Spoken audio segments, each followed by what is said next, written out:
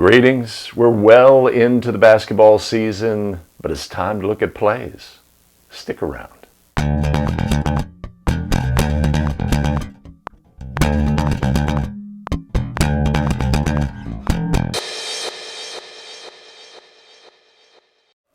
Hello again, everybody. It's Greg Austin with thebetterofficial.com, where we craft video to help basketball officials get better and take control of their officiating career. If you're new here, take a moment, hit subscribe and the notify bell so you don't miss out on any of our new content. Special thanks this week to everybody who contributed on the coffee front. Your donations are super appreciated and really help support the channel. Much appreciated and much love. You can buy us a coffee at abetterofficial.com/coffee. Our first play just focuses on basic communication as a crew, verbally and non-verbally, how we communicate and how we communicate to stakeholders in the game that will take care of the game for them. We're going to look at a dribbler down play, tripping from behind by a defender. Another play at the end of the game where we want high certainty and we want to resist the pressures of the game. Another play is a real rules puzzler about when a dribbler is out of bounds. We always want to identify team control fouls in your game at all points of the game, not just wait until a bonus situation. And you think you know the rules? Wait till you make the call play. If you had it in your game, it would be a real challenge. So stick around to the end for you make a call. Hey, just a quick note. Many of the clips today feature a tournament game between two out-of-the-area teams that had traveled to the site. We have a gray uniform with white undershirt scenario. Please disregard. It's what we had on that night. We considered those uniforms to be white on that night for a visiting team that had traveled a long way to play that game. All right, let's look at plays.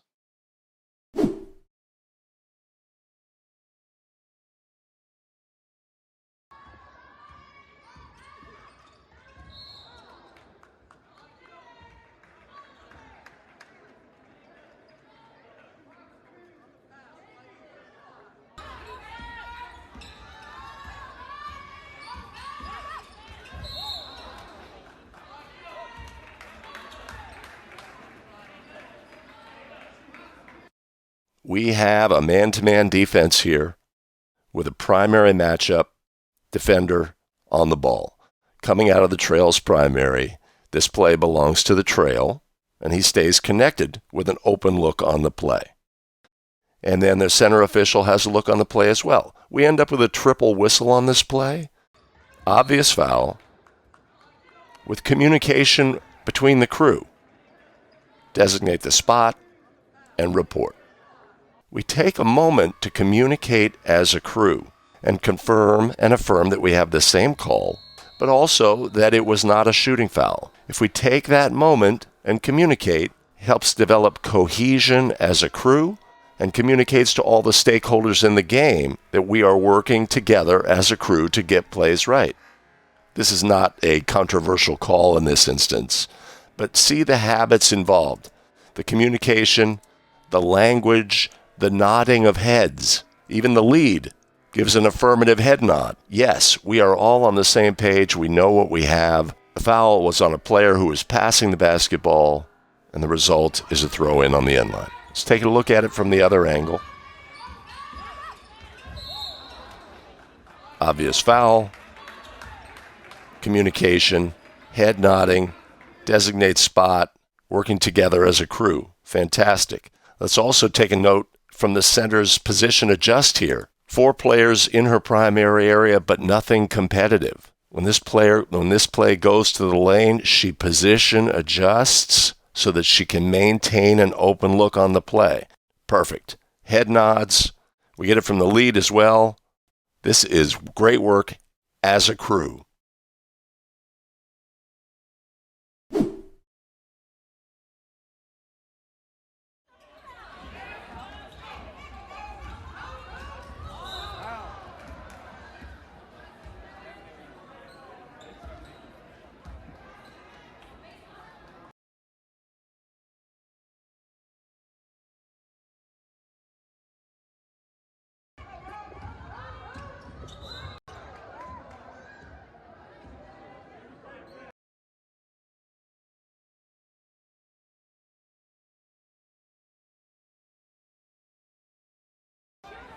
When dribblers go to the floor on plays such as this, 9 times out of 10, it is because of illegal contact by the defender on the ball handler's leg. That is why players trip in this scenario. If we look at this play, it appears that there's a hand on the back by the defender here, really marginal contact, and then there's no contact. But what happens on this play is not a hand check or a push with the hands by the defender. She's trailing the play. There's marginal contact right here. But then there's contact by the defender's leg right here, causing the foot of the ball handler to swing and contact her own leg. The player tripped herself because, though, of illegal contact on the back leg. When you see a dribbler down play, such as this, 9 times out of 10, there's illegal contact from behind that causes it. The player trips over herself, but it's caused by illegal contact. When an offensive player has head or shoulders passed, all liability for contact belongs to the defender. It's what happened on this play and what happens on 9 out of 10 dribbler down plays. I call these dribbler down plays. 9 times out of 10 is exactly what happened. If we make that a primary focus of our work as a crew to protect dribblers and protect shooters, we're going to have a better basketball game.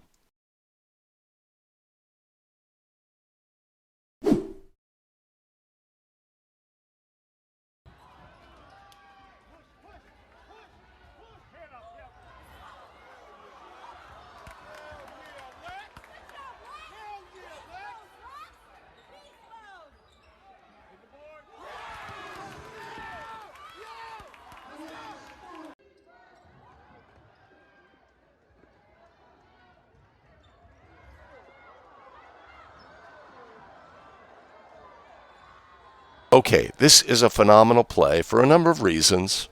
First of all, at the end of games, we want high certainty. We want to make great decisions about calls in the game. Obviously, we want to be good throughout the game, but we especially want to be good at the end of the game. That's just the way it works. If you polled 9 out of 10 impartial observers in the stands, when they see this play, they think it's a travel. There's a lot of energy that comes from the stands and comes from the bench saying this is travel. This is what we would call an quote-unquote everybody knows travel. What we need to do is make good decisions as basketball officials in end-of-game situations. That's when we want to be great. Super athletic play. Players falls to the floor with the ball. Obvious travel, right? Wrong. Let's just simply review. The rule is a player holding the basketball may not place any part of the body on the floor beside their hand or their foot. So, super athletic play, the player deflects the ball, it's suspended in air, and she falls to the floor with the ball obviously not in her possession. She is not holding the ball when she contacts the floor. Once she's on the floor, grabs the ball and slides. Legal play. Explosion of energy from the red coach, from the red team members on the bench, from the red fans behind the bench. We're not swayed by that explosion of energy. And again, if we poll 9 out of 10 impartial observers in the stands, we'll say, well, that's a travel, right? She can't do that, right? That's a myth that people believe, and we just have to deal with that. Note the point guard here, a quick request of a timeout that is not observed. Also note, head coach for White has come up the sidelines in trying to request a timeout. But everything happened so quickly. By the time the player actually possessed the ball to the time she got rid of it was super quick. So we don't pick up on that timeout request. You're going to have to make a judgment about whether you feel this is something that needs to be addressed at this point of the game. coach in a super urgent situation requesting a timeout may stray out of their box, especially if we're not, as a crew, recognizing a timeout request.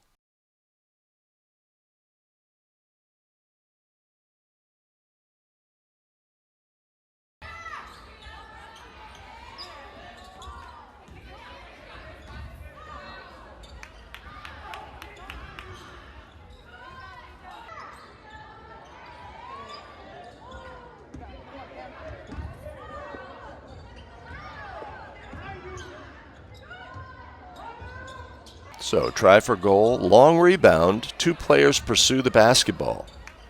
1 player goes down, 1 player steps out of bounds and ends up collecting the ball.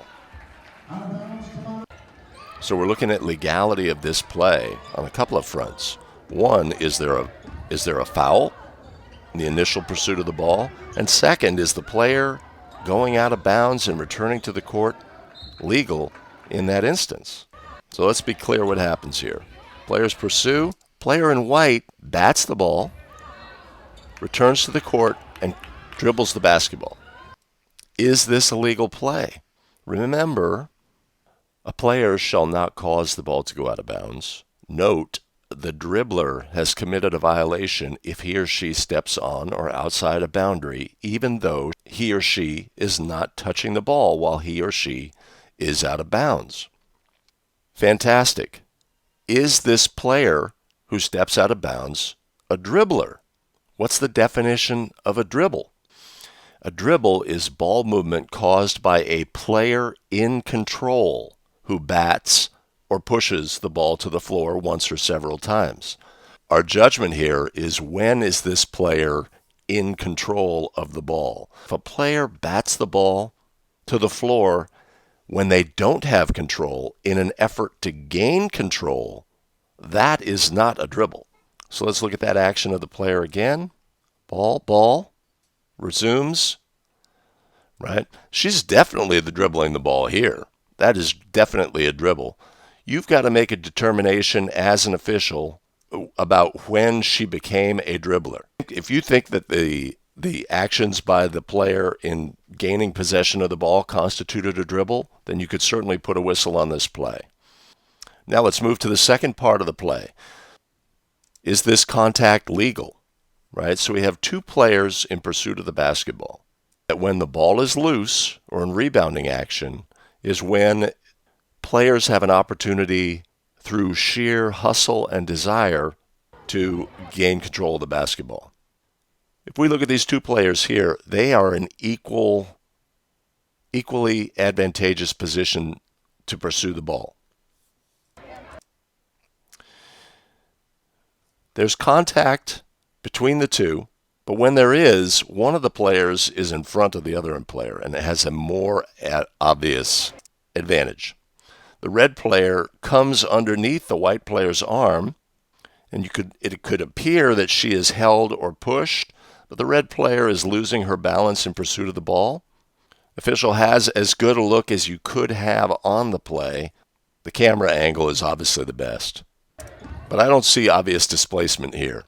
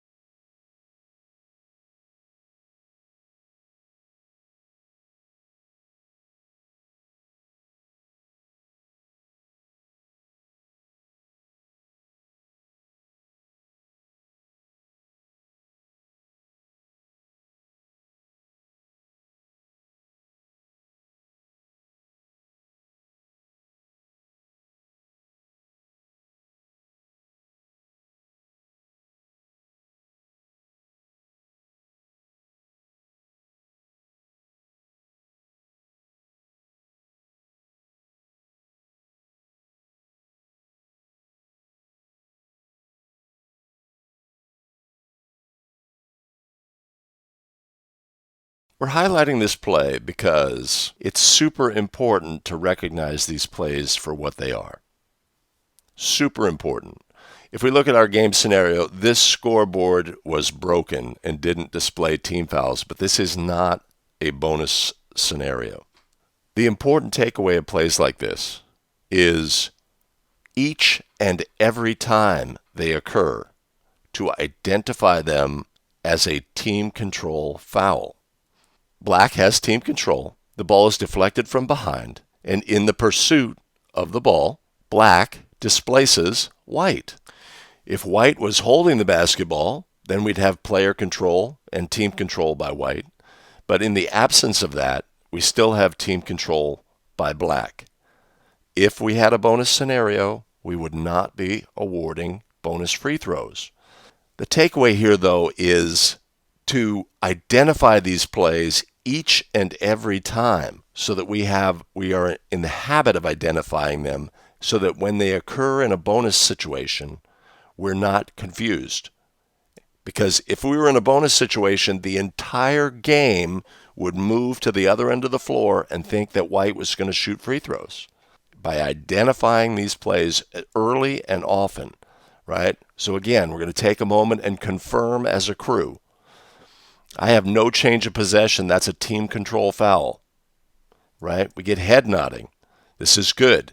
We designate the spot. This is good. We would go to report.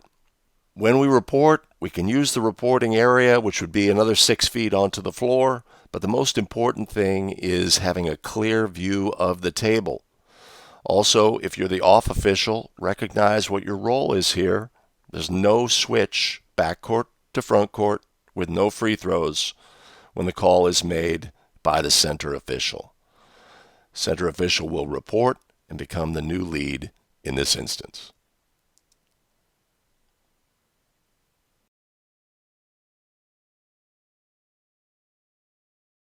Our You Make the Call play last week was a great possible traveling call. Rule to travel in the game. This is a super close play. We want to have high certainty at the end of the games. If we're getting down to inches on this play, I think technically we do have a travel. Despite the player's best efforts, everything here is legal so far, legal. But at this instant, he's holding the basketball. And the knee comes up slightly ahead of the ball. If you can detect that in real time, that's your call to make.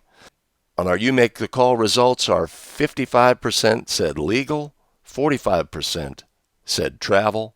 Super tough call in real time, but a great play to look at and situation to think about.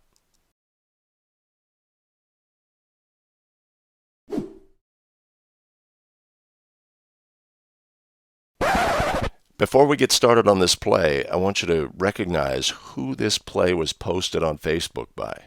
Eric Lewis, NBA official, participating in Facebook groups, helping officials get better. So phenomenal. If you're not taking advantage of that resource, there's links below for a couple of links that Eric participates in on Facebook. NBA officials are the most highly trained basketball officials in the world, with the highest standards, the highest accountability, and getting plays presented and talking about plays with NBA officials is phenomenally valuable. You just don't want to foul if you're Minnesota in this situation. Brooklyn's going to throw it at the net and try to get a tip in. And that will close out regulation.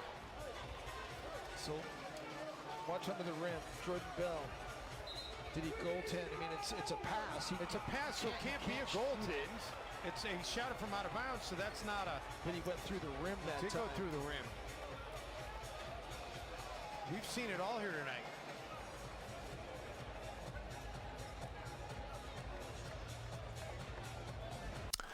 The You Make the Call play today is a fascinating play, and it's really best explored if you think about the exact scenario before we even start looking at the play.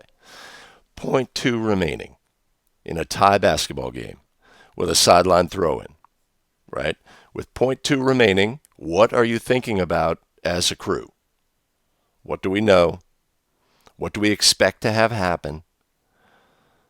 How are we going to handle this throw-in, etc. All those things. Now, this play happens in your game, and let's say your center official comes in and says 100% knowledge.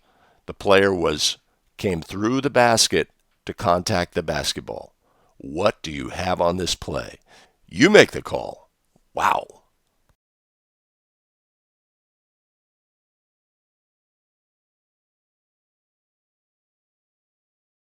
All right, there you have it. Additional video content is available here that'll help you in your pursuit of being a better basketball official.